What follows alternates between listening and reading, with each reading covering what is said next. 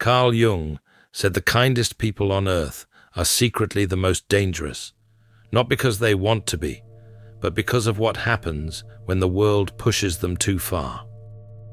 Today, I am going to show you the brutal fate every deeply sensitive person eventually faces, and why Jung believed it was never a tragedy. It was an awakening. What happens when the person who absorbs everyone's pain finally stops? Jung spent decades inside his Zurich clinic watching this exact pattern unfold. He saw gentle people arrive broken, quiet, apologetic for simply existing. One day, something inside them changed. Jung did not call it a breakdown. He called it the most terrifying transformation in human nature. Because what came out the other side was not a victim. It was something the people around them never saw coming. These were not dramatic individuals. They did not arrive in crisis. They arrived exhausted. They had spent their entire lives doing what Jung's feeling-tone sensitives do best, absorbing. When a parent raged, they absorbed it. When a partner lied, they absorbed it. When a friend collapsed, they caught the fall. Jung called these individuals the emotional shock absorbers of their social systems, the ones everyone leaned on, sensing they could carry the weight. But here is the part that stopped Jung cold.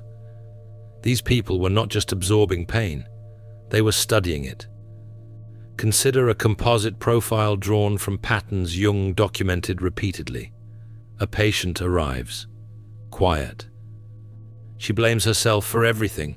Her instincts told her something was wrong for years, but she silenced them, tried harder, apologized more, made herself smaller. But underneath that silence, her mind had been working. Quietly, mapping every trigger, every insecurity, every hidden fear of the person hurting her, not on purpose. The way Jung's feeling-toned individuals always do, by paying close attention. Jung observed that this type of patient processed their environment at a level most people never consciously reach. What modern interpreters of his work have described as internal strategic awareness. Where others saw a victim quietly enduring, Jung saw something far more precise. A mind cataloging every detail of its psychological environment, waiting without knowing it was waiting. And that moment always came.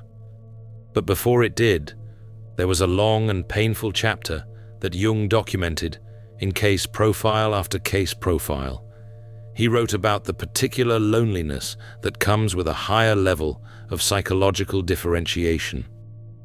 What he described as the isolation of the individual whose consciousness has developed beyond the level of their immediate social environment. These feeling-toned patients did not just feel emotions deeply. They processed emotional information at a level most people never reach. They could read a micro-expression before the person wearing it knew they were making one. They sensed tension underneath a forced smile, desperation behind a confident voice, a lie wrapped inside a reasonable explanation.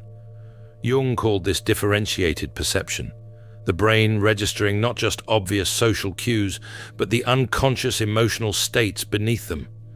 And you would think that would be an advantage. You would think seeing that much would make life easier. It did not. Because here is what nobody tells you about seeing the truth. The people around you do not always want to be seen. Consider another pattern Jung documented across multiple case profiles. A patient with this kind of perception would gently suggest that someone close to them seemed to be struggling, that there was something beneath the surface worth looking at. Instead of gratitude, what they received was an explosion. They were called negative, accused of creating drama, told they were too sensitive, too intense, too much. Jung recognized exactly what was happening. He called it shadow projection. And he was very clear. This was not coincidence. When someone's inner world is reflected back to them through another person's clear perception, the unconscious mind has two options. It can look at what is being reflected, or it can attack the mirror. Most people attack the mirror. And so the sensitive individual learns. They learn to go quiet, to doubt their own perceptions. They sit on the truth for years because the cost of speaking it is too high. Jung observed that feeling-toned individuals did not lose their footing from feeling too much. They lost it from being told their perceptions were wrong. Think about what that does over time. You see something clearly. You trust what you see. Then someone tells you with absolute certainty that you are wrong, that you are imagining it, that you are the problem. Research into projection and cognitive dissonance confirms what Jung intuited clinically. When someone presents a distorted reality with enough conviction, the people around them begin doubting their own perceptions rather than the projectors. Jung called this collective possession. The projector becomes the center of a psychological storm, and the clear-sighted person becomes the scapegoat for what the group refuses to examine. This is why so many of Jung's feeling-toned patients arrived in therapy confused. Not because their perception was wrong, but because they had been so thoroughly caught in what Jung called participation mystique, the unconscious merging with another's projected reality, that they could no longer locate where their own perception ended and the distortion began. But Jung was watching something else develop quietly underneath all of that confusion. The data was still being collected. While the feeling-toned individual was being told they were too sensitive, their pattern recognition system never stopped working. While they were apologizing for seeing too much, they were still seeing it. All of it, filed away, organized with a precision that even Jung found astonishing when it finally surfaced. He tested this in his clinic. He brought colleagues to meet patients with this kind of perception, giving them no background. Within minutes, these patients mapped the colleagues' emotional wounds, relational patterns, the fears they carried, into the room. Jung described their accuracy as staggering, not because they were psychic, because they were paying attention at a level most humans never reach. Society had taught them this ability was a flaw, evidence that something was wrong with them. Jung knew better. He called it an advanced feature of psychological development. And here is where I need you to make a switch with me. Because up until this point in the story, the sensitive individual looks like a victim, exhausted, silenced, doubting everything they know. That part is real. I'm not going to pretend otherwise. But underneath that surface, something else was quietly happening. Something the people around these sensitives had no idea about. Empaths aren't broken, they're alchemists in progress. The Alchemist's Path gives you drills, Jung-based boundaries, and 3 exclusive chapter videos to turn overwhelm into clarity. By Surreal Mind, 236-page downloadable ebook, in stock. Begin now at thesurrealmind.com. The sensitive individual was not just surviving, they were building a file. Every conversation where someone lied to their face and they said nothing, filed. Every time they sensed the real motive beneath a generous offer, filed. Every behavioral pattern repeated across months, sometimes years, filed, not deliberately, just the natural result of a mind that could not stop noticing, even when trained to stay silent about what it saw. Jung wrote that this accumulation was not a burden.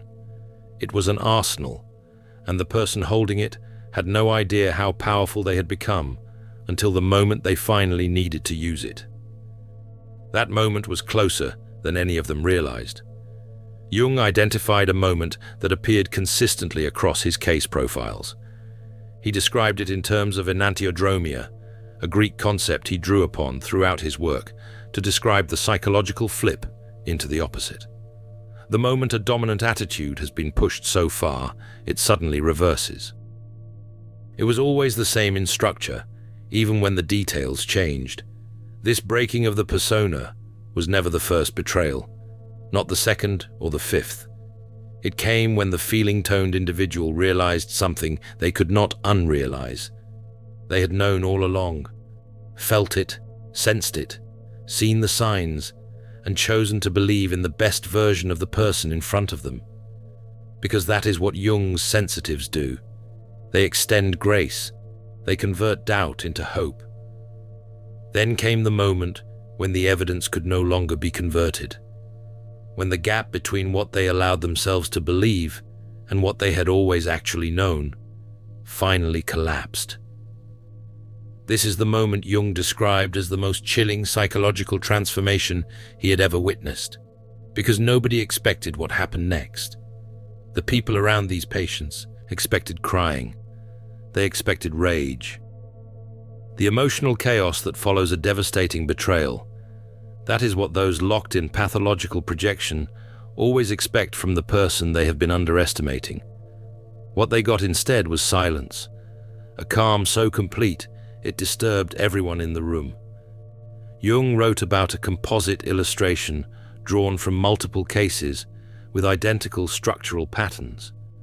A patient had spent years in a relationship subjected to systematic pathological projection, her reality distorted by unconscious contents the other person could not acknowledge in themselves.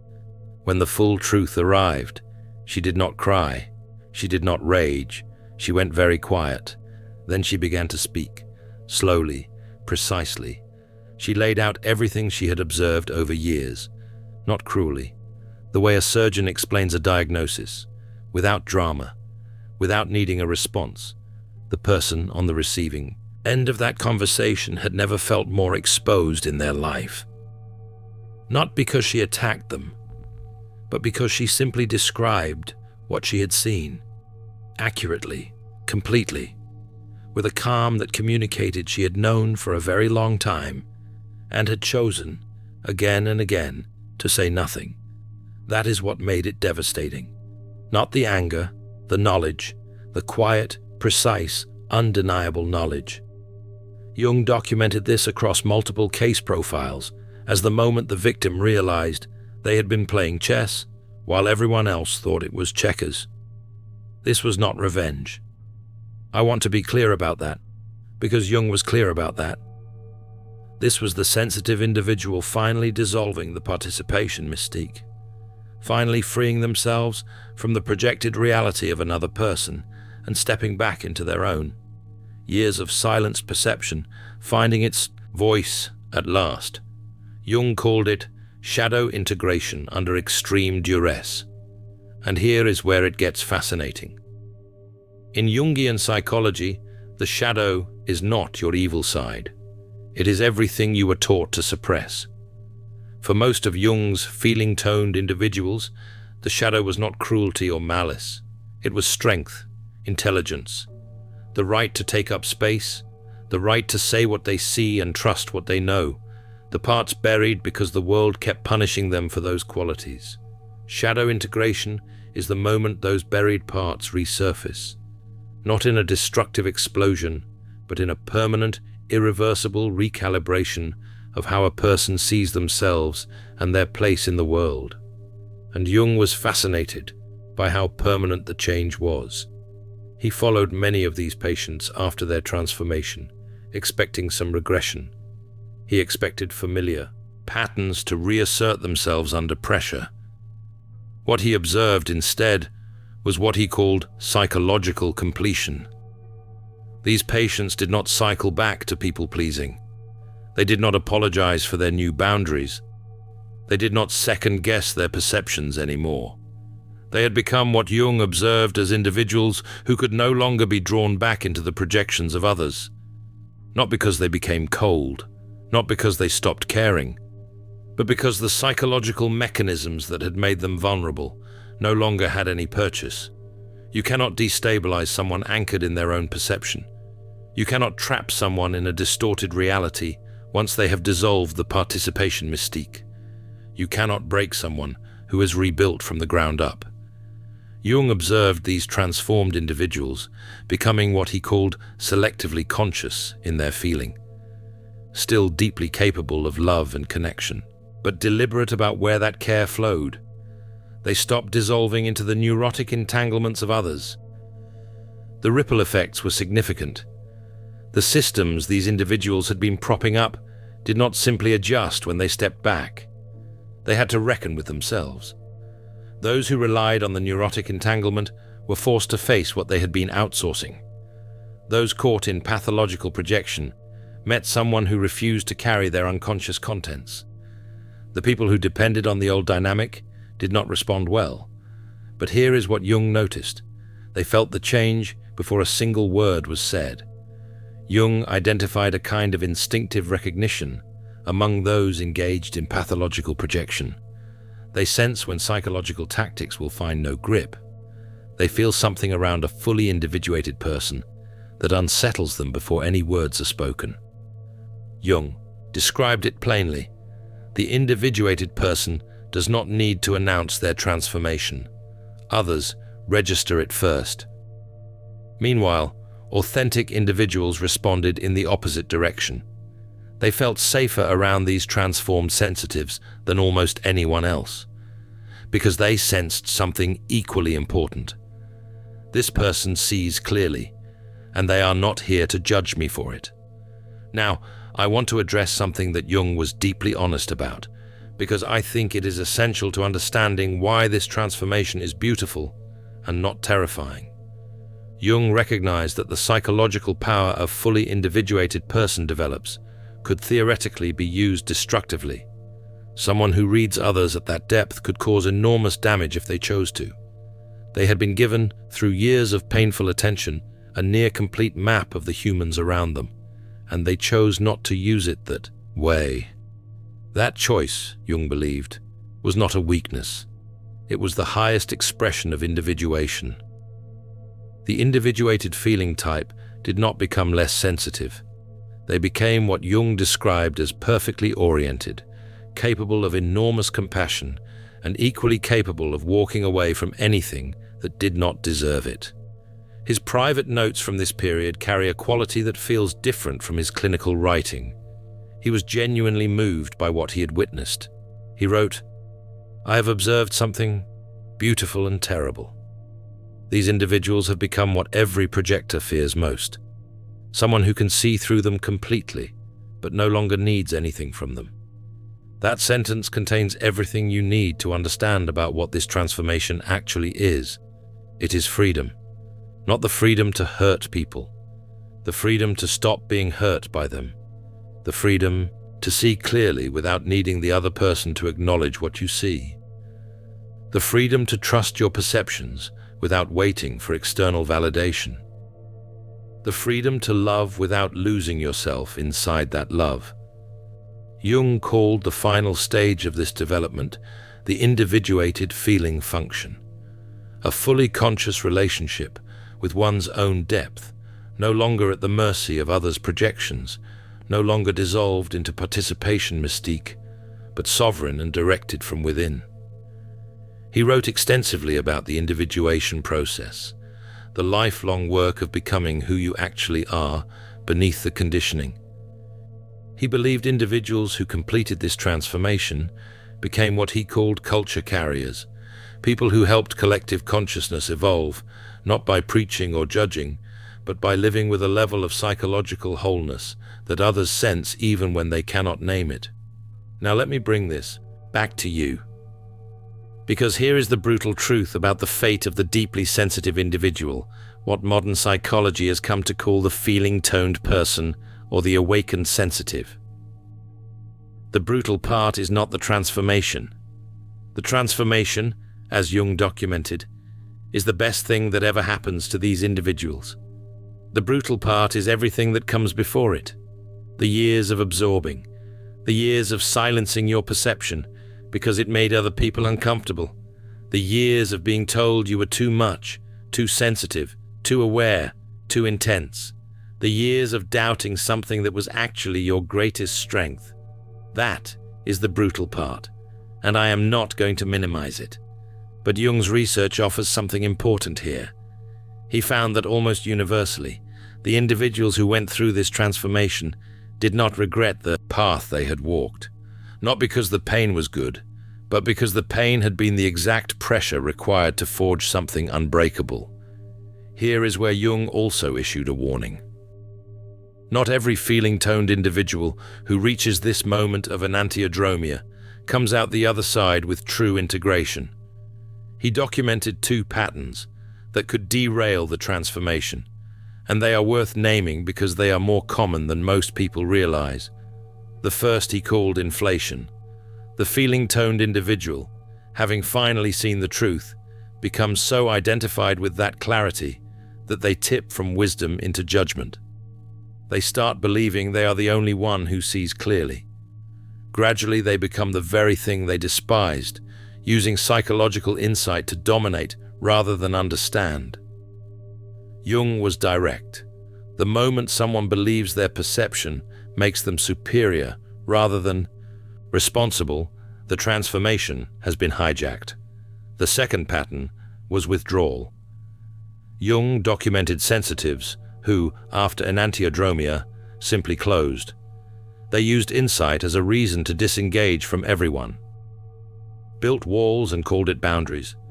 Stopped trusting anyone and called it discernment. From the outside, it looked like healing.